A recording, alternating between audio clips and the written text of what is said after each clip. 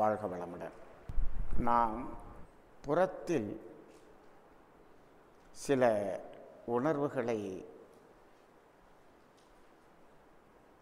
உடலின் புறத்தில் சில உணர்வுகளை உணர்கின்றோம். ஆனால் அந்த உணர்வுகள்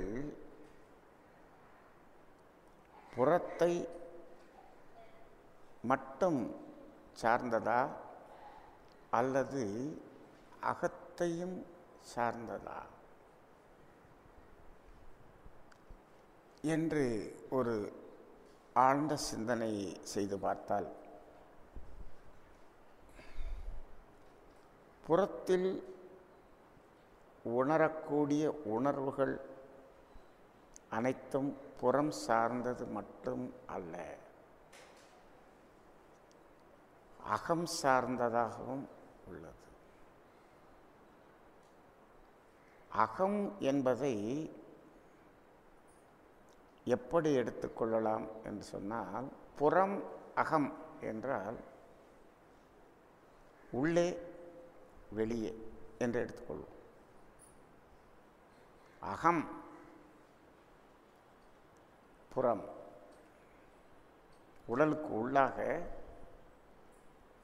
உடலின் புறத்தே.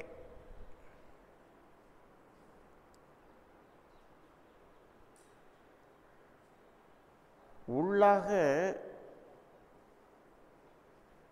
நடக்கக்கூடிய எத்தனையோ மாற்றங்களின் உணர்வுகளை நாம் புறத்தே உணர்கிறோம். இப்போ நாம் உடலில் 7 மையங்களை ஒரு பயிற்சியின் மையங்களாக, உயிர் மையங்களாக பார்க்கின்றோம். அப்படி பார்க்கக்கூடிய அந்த மையங்களிலே இப்போ அநாகதம், ஆக்கினை, மணிப்பூரகம் இவ்வாறெல்லாம் சொல்லும் பொழுது புருவ மையத்தை பார்க்கின்றோம். புருவ மையம் என்பது புறம். ஆனால் அங்கு உணர்கின்ற உணர்வு அந்த சுழுமுனையிலே, அந்த புருவ மையத்தின் உட்புறமாக அமைந்துள்ள அந்த பிட்யூட்டரி சுரப்பியில் ஏற்படக்கூடிய உணர்வை நாம் இங்கு புறத்தே உணர்கிறோம். மணிப்பூரகம் என்று சொன்னால் அந்த இடத்தின் அகத்திலே, சுழுமுனை நாடியிலே, அங்கு ஏற்படும் உணர்வை நாம் புறத்தே உணர்கிறோம்.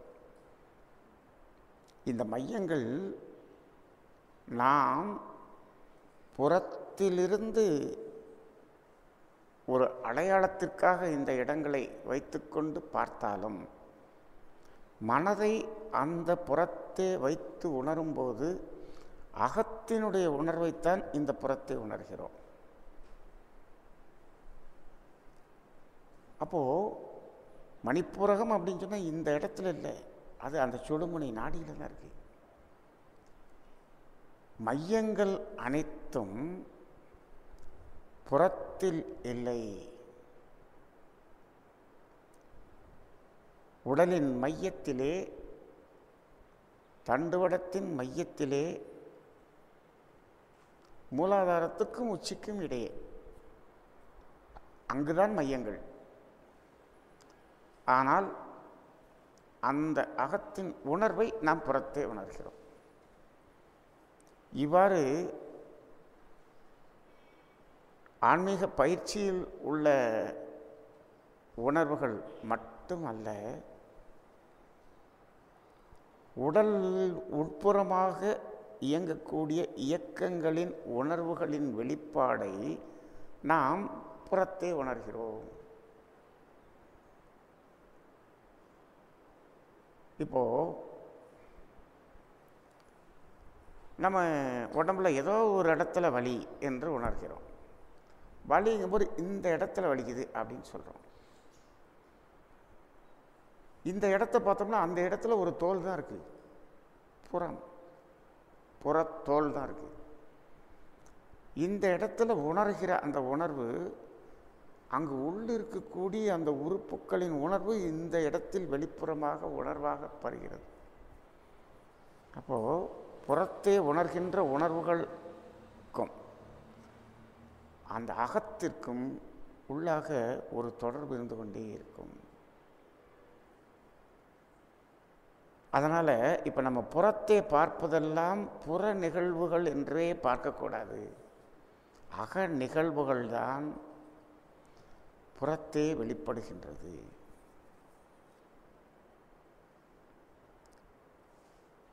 நாம் முன்னாடி ஒரு சிந்தனை செய்து வந்தோம். எப்படின்னா, இந்த உடலில் ஏற்படக்கூடிய நோய்களை இரண்டாக பிரித்தோம். எப்படி பிரித்தோம் என்றால், உள்நோய், வெளிநோய் அல்லது புறநோய். உள்நோய் பிரிவு, வெளிநோய் அப்படின்னு பார்த்தோம். அப்போ உடலில் பார்த்தால் அந்த வெளிநோய் என்பது அந்த ஆக்சிடெண்ட்டு, அடிதடி, இந்த மாதிரியான வெளியிலிருந்து வரக்கூடிய ஒரு புறத்தே வரக்கூடிய ஒரு தாக்கம், அதை விடுத்து உடலில் ஏற்படக்கூடிய அனைத்தும் உள்நோய், உள்ளிருந்து வெளிப்படக்கூடியது என்று பார்த்தோம். அந்த உள்நோய் என்பது, உள்ளிருந்து வெளிப்படுவது என்பது உடலின் உள்ளே இன்னும் உள்ள போனோம் அப்படின்னு சொன்னோம்னா உயிரின் உள்ளே இருந்து வெளிப்படக்கூடியது.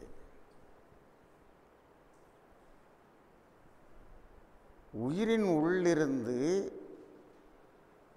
உடல் வழியாக, உடலின் புறத்தின் வழியாக வெளிப்படக்கூடியது, உள்ளிருந்து வெளிப்படக்கூடியது.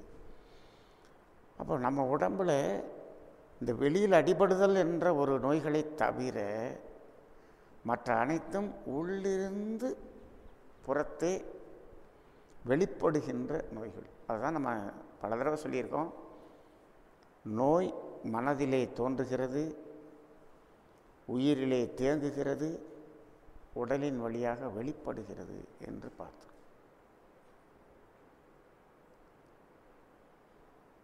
ஆனால் பொதுவாக நம்மளுடைய பார்வை அந்த கண்ணுக்கு எதிராக எங்கு தெரிகிறது, எங்கு உணர்கிறதோ அதையே பார்க்கிறோம். மூலத்தை பார்ப்பதில்லை. அந்த புறத்தையே பார்க்கிறோம். புறப்பார்வையாகவே பார்க்கிறோம். அகப்பார்வை இல்லை. அந்த அடிப்படையில் வள்ளுவர் கூறிய ஒரு குறளின் ஒரு வார்த்தைகளை இப்பொழுது ஒரு சிந்தனைக்காக எடுத்துக்கொள்வோம். அந்த குறளின் அந்த வரிகளில் சில வார்த்தைகளை அற்புதமாக அவர் அந்த வார்த்தைகளை அந்த குறளிலே போட்டு எழுதியிருக்கின்றார். ஆனால் அதனுடைய உள் அர்த்தம் நமக்கு பல இடங்களில் விளங்குவதில்லை. அதை மேலோட்டமாகவே நாம் பார்த்து, அதை மேலோட்டமாகவே புரிந்து கொண்டு, அதற்குரிய அந்த மேலோட்டமான அர்த்தத்தையே நாம் விளங்கி கொண்டு வாழ்ந்து கொண்டிருக்கிறோம். அந்த அடிப்படையில் ஒரு குறளை எடுத்துக்கொள்வோம். தீயினால் சுட்ட புண் உள்ளாரும் ஆறாதே, நாவினால் சுட்ட வடு. இதான குறள். இதில் ஒரு சின்ன சந்தேகம். இதில் என்ன சந்தேகம்? இந்த குறளில் ஏதாவது சந்தேகம் இருக்கா? இது எத்தனை தடவை கேட்டிருக்கோம்? இந்த குறளை எத்தனை தடவை கேட்டிருக்கோம்?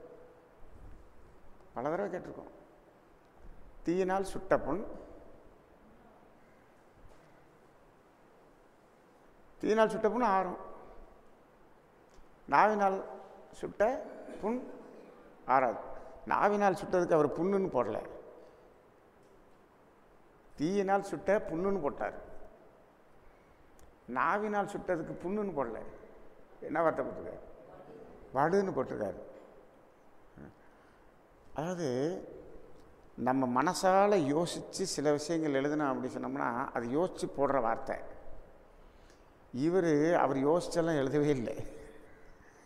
உள்ளுணர்வாக தோன்றக்கூடிய அந்த இன்ஸ்டிங்க்ட் வெளிப்படக்கூடியதை எழுதுகிறார்.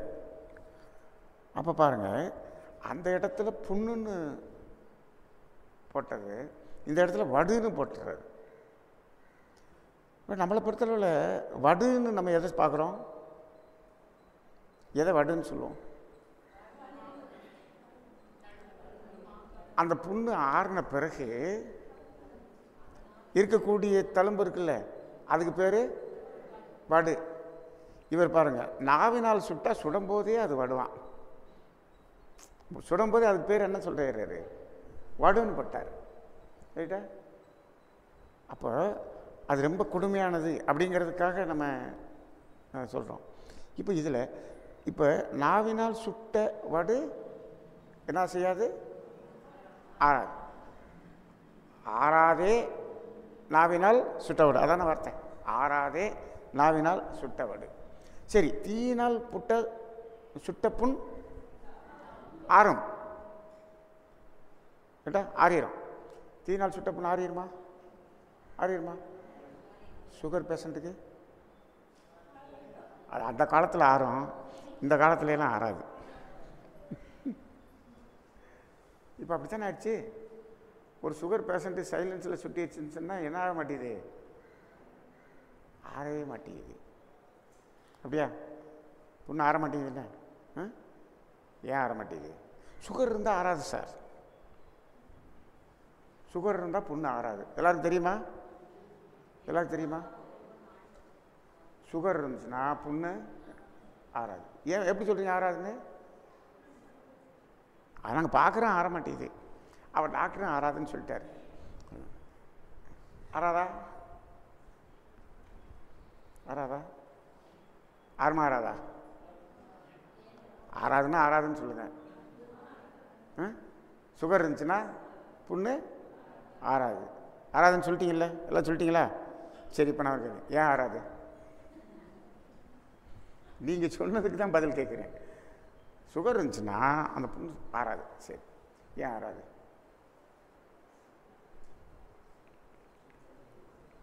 ஏன் ஆறாது?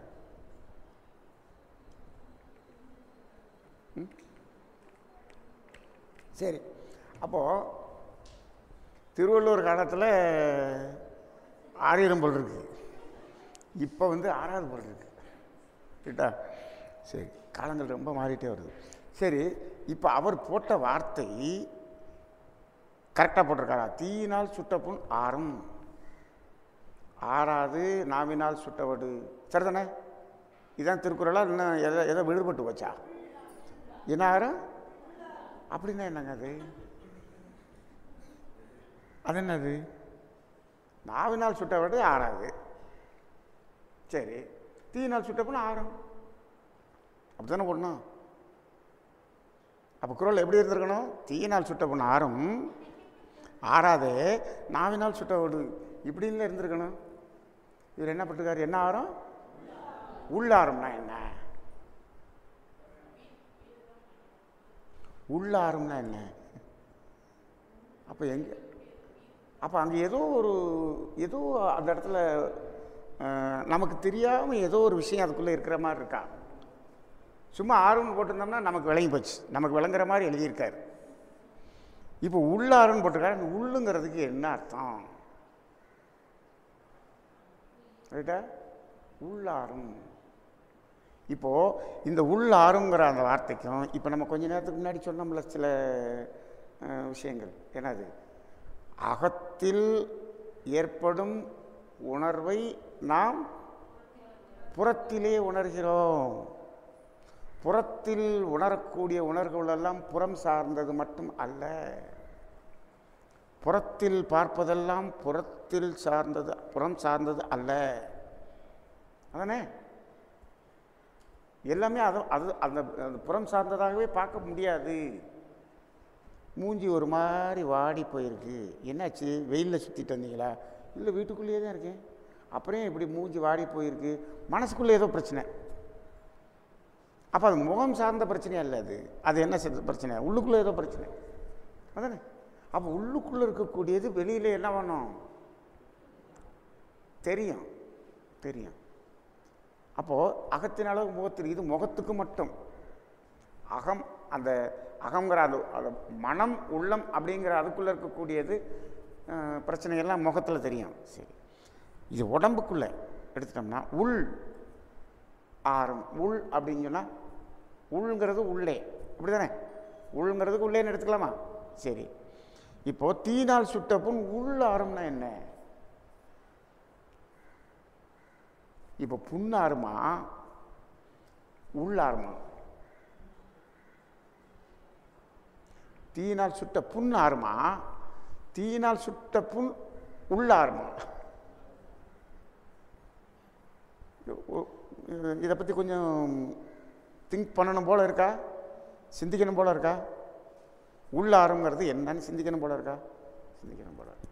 சரி, அப்போ பாருங்கள், தீயில் வெளியில் ஒரு சூடு, வெளியில் ஒரு சூடு. தீனா சூடு தானே?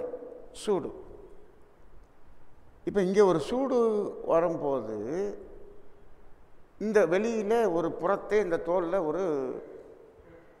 ஒரு புண் உண்டாகும். சரி, ஆனால் இங்கே புண் ஆகும்போது அது அந்த சூடு நமக்கு என்ன உணர்வை தரும்? ஒரு எரிச்சல் உணர்வை தருமா? மற்ற புண்ணுக்கும் இந்த தீ புண்ணுக்கும் வித்தியாசம் என்ன? ஒரு எரிச்சலான உணர்வு கொடுக்கும். உணர்வு இருக்குமா? தகதகன்னு ஒரு எரிச்சல் உணர்வு இருக்கும். இப்போது அந்த தீ படும்போது இந்த செல்கள் டேமேஜ் ஆகி இந்த இடத்துல ஒரு புண் அடையாளம் தெரியுது. அங்கே எரிச்சல் உணர்வுன்னு ஒரு வருதே, எவ்வளோ நேரத்துக்கு வரும்? கொஞ்ச நேரம் அந்த எரிச்சல் உணர்வு வந்துக்கிட்டே இருந்து அப்புறம் தான் கொஞ்சம் கொஞ்சமாக குறையும். அந்த எரிச்சல் உணர்வு வெளியே வருதா? அந்த உணர்வு, அந்த எரிச்சல் உணர்வாக வருது இல்லையா, அது என்ன? அந்த எரிச்சல் உணர்வுங்கிறது என்ன? அந்த எரிச்சல் உணர்வுங்கிறது என்ன அப்படின்னு பார்த்தா, இது என்ன ஆகுது பாருங்கள். அந்த எரிச்சல் உணர்வு என்ன அப்படின்னம்னா, நம்ம உடலுக்கு உள்ளாக இருக்கக்கூடிய பல கழிவுகள் நம்ம தேக்கி வச்சுருக்கோம் இல்லையா, இங்கே ஏற்பட்ட அந்த சூடு என்ன பண்ணும்னா, உடம்புக்குள்ளே தேங்கி இருக்கக்கூடிய தேவையில்லாத கழிவுகளை என்னாகும்? ஈர்த்து வெளியே கொண்டு வரும். எப்போ? எரிச்சல் உணர்வாக ஈர்த்து வெளியே கொண்டு வரும். அப்போ இங்கே ஆகிறது மட்டும் இல்லை, உள்ளே இருக்கக்கூடிய உறுப்புகள்லையும் ஒரு தூய்மை நடந்துடும். உள்ளேயும் ஒரு மாற்றம் ஏற்படும். இது எப்படி இதை எடுத்துக்கலாம் அப்படின்னு சொல்லி பார்த்தா, இது ஏன் இப்படி எடுக்கணும் அப்படின்னு பார்த்தா, சில நடைமுறையை வச்சு தான் நம்ம இதை கம்பேர் பண்ணி பார்க்க வேண்டியதாக இருக்குது. என்ன நடைமுறைன்னா, கல்லீரலில் மஞ்சள் காமாலை வந்துடுது. மஞ்சள் காமாலை வந்ததுக்கு பல விதமான வைத்தியங்கள் இருக்குது. ரைட்டா? அதுக்கு மூலிகை மருந்து சாப்பிட்றாங்க சில பேர். மூலிகை மருந்தை தண்ணியில் கரைச்சி சாப்பிட்றாங்க சில பேர். அந்த மூலிகை மருந்தை அரைச்சி மாட்டினுடைய கோமியத்தில் கரைச்சி சாப்பிட்றது ஒரு மெத்தட். ஒவ்வொரு இடத்துலையும் ஒவ்வொரு ப்ராக்டிஸ் இருக்குது. ரைட்டா? தலையில் 10 தடவுறதுன்னு ஒரு மெத்தட்.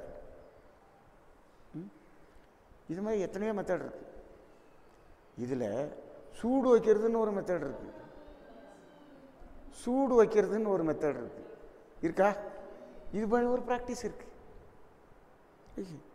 அப்போது ப்ராப்ளம் கல்லீரல்ல இவங்க உடம்புல புறத்து ஏதோ ஒரு இடத்துல என்ன பண்ணுறாங்க, ஒரு சூடு வச்சு விட்டுறாங்க. சூடு வச்சுட்டா அங்கே இருக்கிற ப்ராப்ளம் சரியாயிருது. அதுதான் அப்படி ஒரு சிஸ்டம் இருக்கா? அப்போ என்ன பண்ணுதுன்னு, என்ன நடக்குது? இங்கே வச்சது சூடு, அது எங்கே ஆறுது? உள்ளே இருக்கக்கூடிய ஒரு உறுப்பில் இருக்கக்கூடிய ப்ராப்ளம் அங்கே மாறுது. ரைட்டா? இன்னும் சில இடத்துல என்ன பண்ணுறாங்கன்னா, இந்த மாட்டு சாணி எடுத்து அப்படியே பாத்தி மாதிரி கட்டிட்டு சில எண்ணெய் எடுத்து அந்த எண்ணெயில் சில மூலிகை சாறை ஊற்றி அதை சூடு பண்ணி, எண்ணெயில் மூலிகை சாறை ஊற்றி சூடு பண்ணிடுறாங்க. சூடு பண்ணிவிட்டு இந்த சாணத்தை அப்படியே பாத்தி மாதிரி கட்டி வச்சுக்கிறாங்க. அந்த சூடு பண்ண எண்ணெய் இருக்கு இல்லையா, அதை அந்த பாத்திக்குள்ளே ஊற்றிடுறாங்க. ரைட்டா? எப்படி இருக்கும்? இங்கிட்டு 2 பேர் 2 கை காலை பிடிச்சிக்கிறாங்க. பிடிச்சிட்டு அந்த பாத்திக்குள்ளே அப்படியே அந்த சுடுற எண்ணெய் அப்படியே ஊற்றிடுவாங்க. அப்போ என்ன ஆயிரும்? இந்த இடம் முழுதும் புண்ணாயிரும். ஆனால் இது எதுக்கு அப்படின்னு சொன்னோம்னா, உடம்புக்குள்ளே இருக்கக்கூடிய ஒரு முக்கியமான உறுப்பில் இருக்கக்கூடிய ப்ராப்ளம் தீர்றதுக்கு இப்படி ஊற்றிடுறாங்க. இந்த எண்ணெயினுடைய அந்த மூலிகையினுடைய அந்த சூடு என்ன ஆகுது, அங்கே உள்ளே இருக்கக்கூடிய ப்ராப்ளத்தை சரி பண்ணி அங்கே இருக்கக்கூடிய கழிவுகளை எல்லாம் உறிஞ்சி வெளியே எடுத்துருது. எப்படி எடுத்துருது? உறிஞ்சி வெளியே எடுத்துருது. அப்படி தான் நம்ம சொல்லணும். வெளியிலேருந்துன்னா அதை உறிஞ்சி வெளியே எடுத்துருது. ரைட்டா? சரி, இன்னும் சில விஷயங்கள் நம்ம பண்ணுறோம். என்ன பண்ணுறோம்? வேது கொடுக்குறீங்களா? வேது கொடுக்கறது, ஒத்தனம் கொடுக்கறது, இப்படி ஒரு சிஸ்டம் இருக்கா? சிஸ்டம் ஒத்தனம் கொடுக்கறது. அந்த நெல் உமியை எடுத்து ஒரு துணியில் வச்சு முடிச்சு போட்டு வடைச்சட்டியை நல்லா காய வச்சிட வேண்டியது. வெறும் வடைச்சட்டியை காய வைக்க வேண்டியது. அது நல்லா சூடில் இருக்கும்போது அந்த வடைச்சட்டியில் உள்ளே வச்சோம்னா அதே சூட்டை கொண்டு வந்து எங்கே வைக்கிறது? உடம்பில் வைக்கிறது. இருக்கா? இது ஒரு சிஸ்டம் இருக்கா? இது மாதிரி வேது வைக்கிறதுன்னு ஒன்று இருக்குது. இன்னும் சில இடத்துல ஆயில் எண்ணெயை தடவிட்டு அதுக்கு மேலே சூடு வைப்பாங்க. ரைட்டா? அப்போ பார்த்தோம்னா இந்த சூடு வைக்கிறதுங்கிறது பல வகையான சிஸ்டத்தில் இதில் 3 சூடு போடுறது. அந்த 3 சூடு போடுறது எல்லாமே இங்கே உள்ளே இருக்கக்கூடிய உறுப்பில் இருக்கக்கூடிய குறைபாடு சரி பண்ணுறதுக்கு. ஆனால் போடுறது காலில் சூடு, ஆனால் அது சரியாகிறது கல்லீரல்ல. ஆமாம். இப்போ நம்ம சின்ன பிள்ளையில அம்மைப்பால்னு வைப்பாங்க. அந்த இடத்துல என்ன ஆயிரும்? அது புண்ணாகி எல்லா பேருக்கும் இந்த இடத்துல 2 ரவுண்டு இருக்கும். பழைய காலத்தில் இருக்கிறவங்களுக்கெல்லாம் இப்போ எல்லாம் அதெல்லாம் இருக்கிறது இல்லை. முன்னாடியெல்லாம் எப்படி இருக்காங்க? அப்படியே அந்த இடம் புண்ணாகி, இப்போ இந்த இடத்துல புண்ணாக்கணுங்கிறதுக்காக அது போட்டாங்க. அது இல்லை, அது உள்ளே இருக்கக்கூடியதை ஆத்துறதுக்கு இங்கே போட்டாங்க. ரைட்டா? இப்போ ஹாட் பேக்குன்னு சொல்லி கூட வந்துச்சு, சுடு தண்ணி ஒத்தனம் கொடுக்கு. இப்போ வெளியில் இன்னும் சில இது இருக்குது. என்ன பண்ணுவாங்கன்னா, உடம்புக்குள்ளே இருக்கக்கூடிய பிரச்சனைகள் தீர்றதுக்கு ஒருத்தர் சொல்கிறாரு, வேப்பெண்ணெய் இருக்கு இல்லையா, இது எதேச்சியாக நடந்ததான். ஒரு வைத்தியர் எதேச்சியாக நடந்ததை வச்சு ஒரு ஆராய்ச்சி பண்ணி அவர் நிறைய விஷயத்தை கண்டுபிடிச்சார். என்ன பண்ணார்னா, குளிர்காலத்தில், அந்த காலத்தில் குளிர்காய் வாங்கலாம். குளிருக்காக அந்த தீயை எரிச்சுட்டு அப்படியே சுற்றி போய் உட்காந்துப்பாங்க. இப்படி உட்காந்துக்கிட்டு இருக்கிற ஒரு காலத்தில் இவர் என்ன பண்ணியிருக்கிறாரு, வேப்பெண்ணெயை தேய்ச்சிருந்துருக்கிறார் உடம்பில். அந்த வேப்பெண்ணெயை தேய்ச்சதோடு போய் அந்த குளிர்காயிற இடத்துல அந்த சூட்டில் போய் உட்காந்துருந்துருக்கிறார். அந்த வேப்பெண்ணெயை தேய்ச்சது இவர் வேறு ஏதோ பர்பஸ்க்காக தேய்ச்சிருக்கிறார். அந்த வேப்பெண்ணெயை தேய்ச்சிட்டு அதில் போய் அந்த சூடுக்கு பக்கத்தில் உட்கார்ந்தோடனே இந்த வேப்பெண்ணெய் பட்ட இடமெல்லாம் சூடாகி சூடாகி சூடாகி அது உடம்புக்குள்ளே இருக்கக்கூடிய நிறைய ப்ராப்ளத்தை சரி பண்ணிச்சான். ரைட்டா? அதை வச்சுட்டு அவர் என்ன பண்ணுறாரு, அந்த வேப்ப எண்ணெய், வேப்ப இலை, வேப்பம்பழம், வேப்ப மரத்தில் இருக்கக்கூடிய எல்லாத்தையும் எப்படி எப்படி எப்படி எப்படி எப்படி எப்படின்னு யூஸ் பண்ணி அவர் ஒரு ஆராய்ச்சி பண்ணி கடைசியில் பார்த்தீங்கன்னா அவருக்கு பேர் வேப்ப இலை வைத்தியர் அப்படின்னே அவருக்கு பேர் வந்து போச்சு. அவர் பேர் வேப்ப இலை வைத்தியர். ரைட்டுங்களா?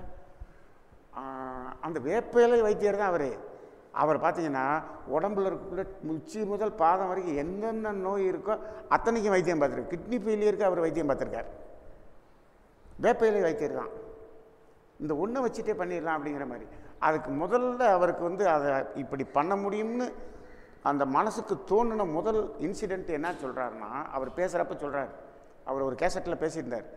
முதல் இன்சிடெண்ட்டு, எனக்கு இதை தேய்ச்சிட்டு இந்த குளிர் காயறதுக்காக அந்த சூடில் உட்காரும்போது எனக்கு பல மாற்றங்களை உணர்ந்தேன் அப்படிங்கிறார். மாற்றங்களை உணர்ந்தேன். அப்போது இப்போ நம்ம தீயினால் சுட்ட புண்ணுங்கிறத நம்ம இப்போ எப்படி எடுத்துக்கிறது? ரைட்டா? ஆக்சிடென்டலாக தீ படுறதா எடுக்கிறதா? தீயினால் சுட்ட புண் அப்படின்னா தீயினால் சுடணும். பாருங்க, இப்போ நம்ம என்ன பண்ணுறோம்னா தீப்புண்ணு, அது எதேச்சியாக தெரியாமல் தீ பட்டுருச்சு, தெரியாமல் தீப்பட்ட புண் அது வேற. இது தீயினால் சுட்ட புண். அப்போ என்ன பண்ணுறோம், நம்ம வாண்டனா சூடு வச்சதை தான் தீயினால் சுட்டன்னு சொல்கிறார். அப்படி தானே?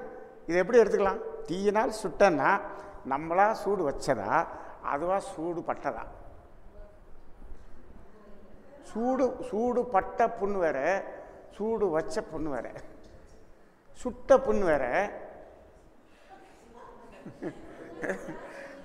நம்ம சுட்ட புண்ணு வேற, தானா படுறது வேற. இது பாருங்க, இப்போ திருவள்ளுவர் என்னதான் நினைச்சு எழுதினாரு, நம்ம அவர் பாட்டு எழுதிட்டு போயிட்டார், நம்ம இப்போ போட்டு மண்டை மூலையை பிச்சுட்டு கிடக்கிறோம்.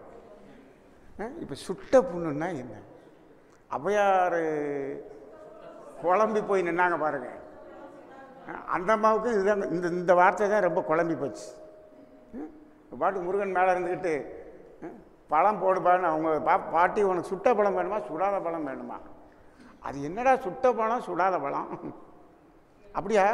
இவ்வளோ வயசாகிடுச்சு உனக்கு இன்னும் ஒன்றும் தெரியலையே, இந்த போடுறேன் பார் அப்படின்ட்டு ஒழுப்பி விட்டோடனே கீழே அப்படி எடுத்து ஏன் பாட்டி சுடுதா?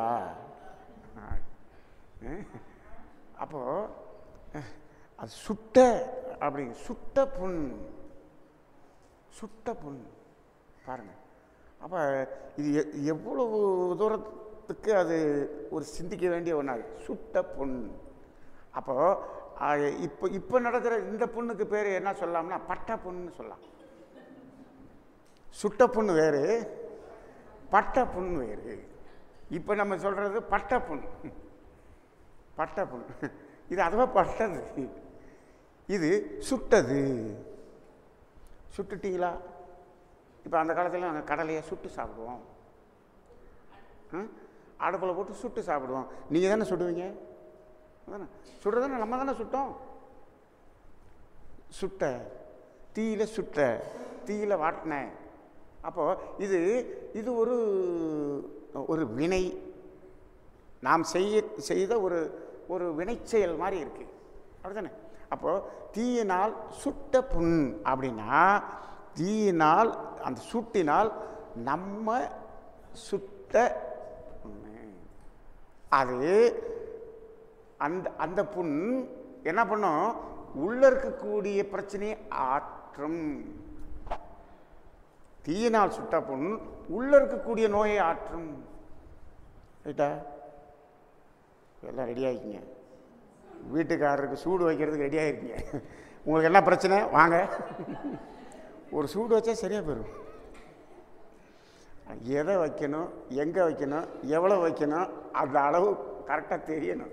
நம்ம பாட்டு வச்சிடக்கூடாது, அது பட்ட புண்ணாக மாறிடும். சுட்ட புண்ணுக்கு வேலை அது பட்ட புண்ணாக மாறி போயிடும்.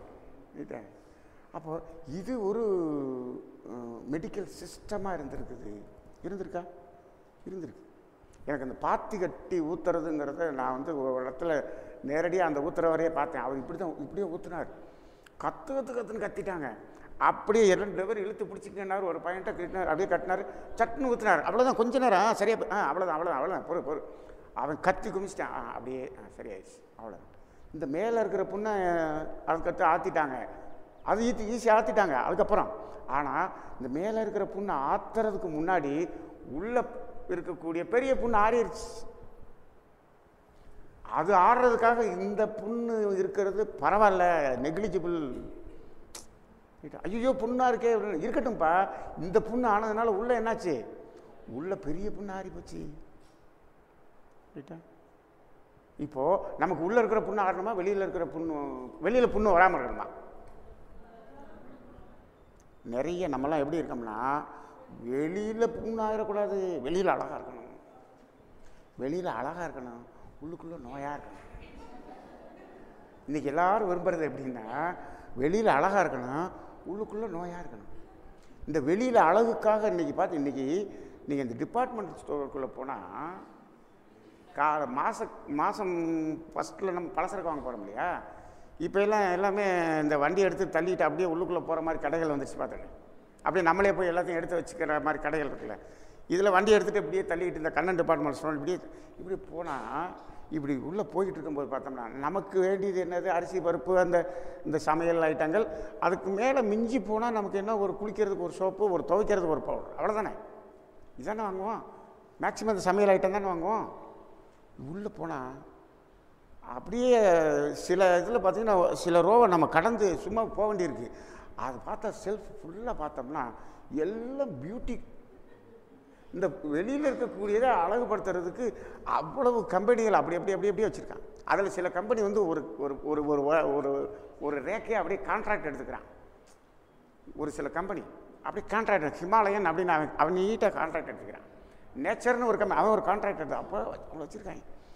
புறத்தை எப்படி பண்ணிக்கிறது, அப்படியே அழகாக காமிச்சிக்கிறது. ரைட்டா, அது எல்லாத்தையும் யூஸ் பண்ணோம் அப்படின்னு சொன்னோம்னா உள்ளுக்குள்ளே எல்லாம் போயிடும், உள்ளுக்குள்ளே எல்லாம் போயிடும். ரைட்டா, இப்போ தான் ஒவ்வொருத்தரும் ரியலைஸ் பண்ண ஆரம்பிச்சிருக்காங்க. நிறைய பேர் இப்போ ரியலைஸ் பண்ண ஆரம்பிச்சிட்டாங்க. எங்கள் ஆஃபீஸில் எங்கள் மேனேஜர் ஜூனில் புதுசாக ஒரு மேனேஜர் வந்து ஜாயின் பண்ணார். வரும்போது நல்ல இளமையாக வந்து ஜாயின் பண்ணார். ரைட்டா, ஒரு 4 மாதம் கழித்து பார்த்தா திடீர்னு பார்த்தா வயசாகி போயிட்டார். திடீர்னு பார்த்தா வயசானவர் மாதிரி ஆகிவிட்டார். வரும்போது போல நல்ல இளமையாக வந்திருந்தார். என்னன்னு கேட்டால், இந்த 4 மாதத்தில் இடையில அவருக்கு ஒரு பெரிய ப்ராப்ளம் வந்துருச்சு. காது கிட்னி சம்மந்தமாக கொஞ்சம் ப்ராப்ளம் வந்துருச்சு. இவர் போய் அந்த டெஸ்ட்டு இந்த டெஸ்ட் இதெல்லாம் எடுத்து பார்த்துட்டு கடைசியில் என்ன பண்ணிட்டாங்கன்னா, நீங்கள் எதுக்கும் நீங்கள் இதை கொஞ்சம் ஸ்டாப் பண்ணி பாருங்கள் அப்படின்னு சொல்லி ஒரு விஷயத்தை நிறுத்த சொல்லியிருக்கிறாங்க. என்னன்னு கேட்டால், தலைக்கு பெயிண்ட் அடிக்கிறத நிறுத்துங்க, அதுதான் இந்த ப்ராப்ளத்துக்கு காரணமாக இருக்குமோன்னு ஒரு சஸ்பெக்ஷன் அப்படின்னு சொல்லிட்டாங்க. அப்புறம் பெயிண்ட் அடிக்கிறது நிறுத்தினார். இப்போ என்ன ஆச்சுன்னா, வரும்போது கருன்னு வந்தார், இப்போ வெள்ளை வெள்ளையர்னு ஆகிட்டார். இப்போ என்னாச்சு பாருங்கள், வெளியில் அப்படியே சும்மா அழகாக இருக்கணும். அது என்னாச்சு, உள்ளே இருக்கக்கூடிய ஆர்கனை பாதிச்சிருது. இப்போ அவர் சொல்கிறாரு, போயிட்டு போகுது வெளியில் வெள்ளையாக இருந்தால் பரவாயில்ல, எனக்கு கிட்னி ஃபெயிலியர் ஆக தெரிஞ்சிச்சு. ரைட்டா, இப்போ கிட்னி நல்லா பாதுகாப்பாக இருந்துட்டு நான் வெள்ள முடியோட இருந்தால் நான் உயிர் வாழ்ந்துக்கிட்டு இருக்கலாம். இது கருகருன்றது செத்து போயிட்டனாலும் ஐஸ் பாக்ஸ்குள்ளே வச்சுருவாங்க. இப்போ தான் பயம் வருது அவருக்கு. ரைட்டா, அப்போது எல்லோரும் இப்போ தான் ரியலைஸ் பண்ண ஆரம்பிக்கிறோம். ஆனால் என்னென்னா, எல்லாம் வெளியில் அழகு. ஆனால் நம்ம திருவள்ளுவர் என்ன சொல்கிறாரு, வெளியில் சுற்றுறா உள்ளே இருக்கிறது ஆறிருன்றார். ரைட்டா, அப்போ இப்போ நம்ம வெளியில் வரக்கூடிய ஒவ்வொரு உணர்வுகளும் உள்ளே இருக்கக்கூடியதை ஆட்டக்கூடியதாக இருக்கிறது. நம்ம இதை ஒரு 2 மாதத்துக்கு முன்னாடி ஒரு விஷயம் சொன்னோமா, என்ன சொன்னோம், உடம்புல எங்கேயாவது ஒரு உணர்வுகள் தோன்றினால் அந்த உணர்வை கவனியுங்கள் சொன்னோமா. எந்த இடத்துல என்ன உணர்வு இருந்தாலும் அந்த உணர்வை கவனிச்சுக்கிட்டே இருந்தீங்கன்னா உள்ளே இருக்கக்கூடிய ஏன்னா கழிவுகள் எல்லாம் வெளியேறும். ஆனால் அந்த உணர்வை கவனிக்காமல் அதை ரியாக்ட் பண்ணோம்னா எப்படி ரியாக்ட் பண்ணுறது? என்ன பண்ணுறது, இந்த இடத்துல அப்படியே ஒரு மாதிரி ஒரு ஒரு நம்மன்னு ஒரு ஏதோ ஒரு ஒரு அரிக்கிற மாதிரி இருக்கும். ரைட்டா? அரிக்கிற மாதிரி இருந்தால் என்ன பண்ணணும், அரிக்கிறா கவனிக்கணும். எங்கேயோ ஒரு உறுப்புலேருந்து கழிவு அப்படியே வெளியே போயிட்டுருக்கு, அப்படியே கவனி. அரிக்கிட்டோம் ரைட்டா? கவனிச்சிங்கன்னா அந்த உறுப்பு தூய்மை அடையும் வரை அந்த உணர்வு இருந்து கொண்டே இருக்கும். அந்த உறுப்பு தூய்மை அடைஞ்சோடனே அது நின்று போயிடும். நம்ம என்ன பண்ணிடுவோம், இப்படின்றோமா இப்படின்னு ஒன்று என்ன பண்ணிடுறோம்னா அந்த இடத்த அடைச்சிடுறோம். அங்கேருந்து வெளியேறக்கூடிய கழிவு டக்குன்னு அப்படியே ஆஃப் ஆயிடுது, திரும்ப அங்கே உள்ள போயிடுது. ரைட்டா? அப்போ நம்ம சொரியறது கூட அப்போ இது எல்லாமே இயற்கையில் நடக்கக்கூடிய சில நிகழ்வுகள் தான். எல்லாத்தையுமே நம்ம கவனிக்கணும். ரைட்டா? கவனிக்கம் அதுக்கு தான் இப்போ நம்ம பயிற்சி பண்ணுறோம். கவனித்தல் நம்ம தவத்தில் சொல்லுவோமே அடிக்கடி வார்த்தை, கவனித்தல் மட்டுமே நிகழட்டும் சொல்லுவோமா? எப்போ சொல்லுவோம்? அந்த புறத்தை இருந்து வரக்கூடிய சத்தத்தை கவனிங்க அப்படின்னு சொல்லுவோம். அங்கே கவனித்தல் மட்டுமே நடக்கட்டும் அப்படின்னு சொல்லுவோம். அதுபோல் உடம்புல எங்கே என்ன நடந்தாலும் அந்த கவனித்தல் அப்படிங்கிற ஒரு நிலை வந்தால் உள்ள தூய்மை நடக்குது. பெரும்பாலும் நிறைய இடங்களில் பார்த்தீங்கன்னா இந்த அவில்னு ஒரு மாத்திரை இருக்குது பார்த்தீங்களா, அதுதான் உடம்புலேருந்து வெளியேறக்கூடிய கழிவுகளை அடைக்கிறதுல நம்பர் 1 மாத்திரை அவில். ஒரு அவில் போடு, எல்லாம் கப்பு நின்றோம். எது என்ன நின்ற கப்புன்னு, கழிவு வெளியேற்றம் கப்பு நின்றோம். ஒரு அவிலை போட்டாலும் அப்படி நின்றோம். அவ்வளோதான். ரைட்டா? அப்போ என்ன ஆகுது, உள்ளேருந்து வெளியேறக்கூடிய அந்த கழிவுகள் நின்றுது. அப்போது இந்த உணர்வுகள் தானாக வெளியேறக்கூடியது ஒன்று. இப்போது இது என்ன பண்ணுறோம், தீயினால் சுட்ட பொண்ணை இது நம்மளா சுட்டு அந்த உணர்வின் மூலமாக அங்கே என்ன பண்ணுறது, அதை வெளியில் எடுக்கிறது. அப்போது இது ஒரு ட்ரீட்மெண்ட்டு.